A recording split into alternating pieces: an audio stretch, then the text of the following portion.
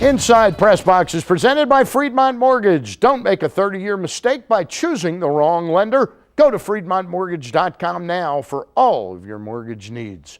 Welcome to another edition of Inside PressBox presented by our friends at Friedmont Mortgage. I'm your host, Stan the Fan Charles. You know, professional hockey returned to Baltimore earlier this week with the Baltimore Hockey Classic. Orioles Hall of Famer Chris Hoiles had a lot to do with bringing the event to town, and he'll be joining me later in the show to talk about it. We'll also hear from PressBoxOnline.com's Andrew Primrose, who writes the Baltimore Sports blog. But first, October 1st will mark the 26th annual Maryland Million Day of Racing, a day that showcases the best products of Maryland breeding farms. Here now to talk about that race and the whole day of racing is Mike Pons. He's on the board of directors of the Maryland Million, and we welcome you to the show, Michael. Well, it's great to be back. Thanks for having me. It is. It's 26 years as the Maryland Million, but how many years has it been named after the late Jim McKay now? Is it about 6? Oh, no, it's not quite that long. I think it's the third year officially. Okay. But this was his baby. Yeah. He went to the Breeders' Cup, the very first run of the Breeders' Cup, and he loved it. And he said, why can't we do this in Maryland? So he called up his friend Chick Lang, and who was then the general manager at Pimlico, right? And he called Billy Boniface, who had deputed testimony, who later won the Preakness, and he said, let's do this in Maryland. And they sat down and they started coming up with purses and races, and they got 800, 900. Well, Chick throws his hands up and says, well, why not have 11 races and call it the Maryland Million? Yep. And makes sense to me. It began that day, and it's been getting sort of better and different ever since. And what is different about the Maryland Million Day of Racing from the rest of the year? Preakness Day is the whole world comes to Baltimore. Preakness Day, Maryland Million Day, it's more like the regional day. Yeah. It's a day for the progeny of the Maryland Stallions to compete.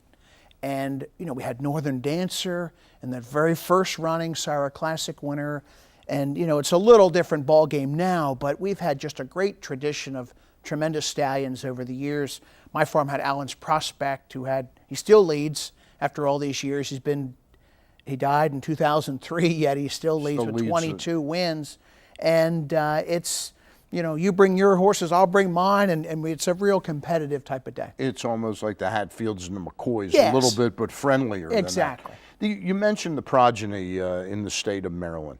With all that's gone on behind the scenes and affected Maryland racing negatively, where do we stand right now in turning out horses? Well, are we as far behind the 8 ball there as the game itself is now in Maryland? Well, I think we've hit bottom, okay. And now we're starting to go back up. You know, the tracks had gone through Chapter 11, now they're out. We have a 3-year deal with the Maryland Jockey Club for the races, and they're getting some cash from slots as well. This year we'll get about almost $8 million or so from the slots into our purse account and bread fund, right. Which has been the first pay raise in 10 years. And next year, when Arundel Mills opens up, that will quadruple. We'll be 30 to 35 to 40 million. And then all of a sudden, we're not on our back, we're on our feet running again.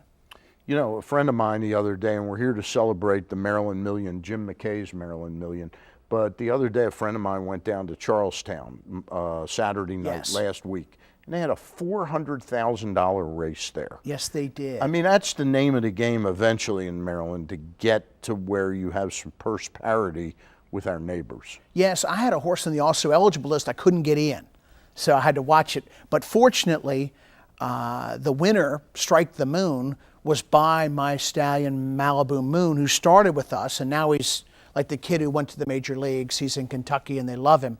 But I was so tickled for Larry Johnson and Mike Trombetta. Mike trains for me, and for him to have a big winner like that, probably the biggest payday either one of those guys have ever had. Yeah. It's a shame they had to go down there to do it, but they're good enough. They can go anywhere and win a big race, these guys. Will we get back to those kind of purses? I mean, maybe not $400,000 on a Saturday night, but will we get some substantial purses other than Preakness Day? Oh, yeah, without a doubt, yeah. With the slots starting to contribute back in, we're already seeing the purse levels rise a little bit.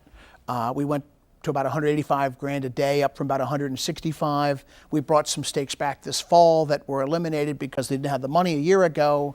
The Salima, the Futurity, the DeFrancis Dash. These are these are races that resonate with the fans. Let me ask you this.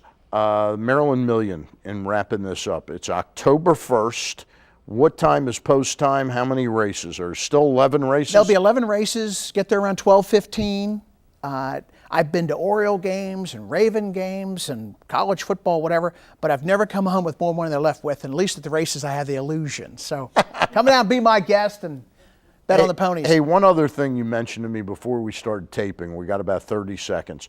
This is the 100th anniversary at Laurel? Yes, it is. For Laurel Race October Course. 2nd, Day 1911, it opened up. And amazing. imagine that, to be at the same site for 100 years. You know, people And it's take amazing racing you for were there granted. then and you're back now. Well, my grandfather was around then. Our farm wasn't. But anyway, thank you, Stan, Michael, for having thank you. We hope to see you next year as the Maryland Million continues to thrive. Thank you for coming in. You're very welcome. Speaking of thriving, the Charm City Heroes 2 autograph and collectible show is coming to the Pikesville Hilton next weekend with appearances by current and former Ravens, Colts, Orioles, and legendary Triple Crown jockeys. Get more information at mab-celebrity.com.